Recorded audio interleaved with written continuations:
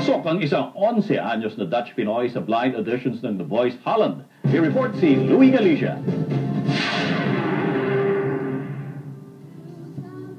Bumirit ang sikat na si Kim Rigaza sa blind auditions ng The Voice Kids Holland na nag-umpisa noong Biyernes sa RTL4 dito sa the Netherlands.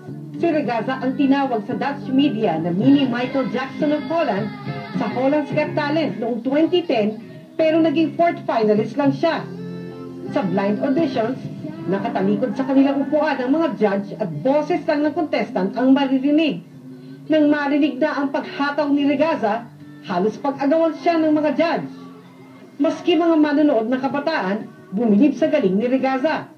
Ang Dutch student na si Anna, nagandahan sa tono ng boses ni Rigaza. Heel erg goed, hij zong erg mooi en ja, hij zong goed. Ang isa pang Dutch student na si Indy, humanga sa estilo sa pag-awit ng batang Pinoy. Ik vind het best grappig dat hij dan ook zo heel goed kan zingen. En Pinili ni Rigaza ang team ni Angela Holthausen, isang batikang songwriter at dating sikat na singer dito noong 80s. Kasama ang Dutch Pinoy sa 70 kabataang nag-qualify sa blind auditions mula sa 10,000 nag-register sa The Voice Kids. Sa natirang 45 pumasok sa blinds, binuo nila ang 3 team ng mga coach na si Marco Borsato, Nick Simon at Holthausen. Marami na ang sumusuporta kay Kim dahil isa siyang inspirasyon sa mga kabataang Pinoy at Dutch.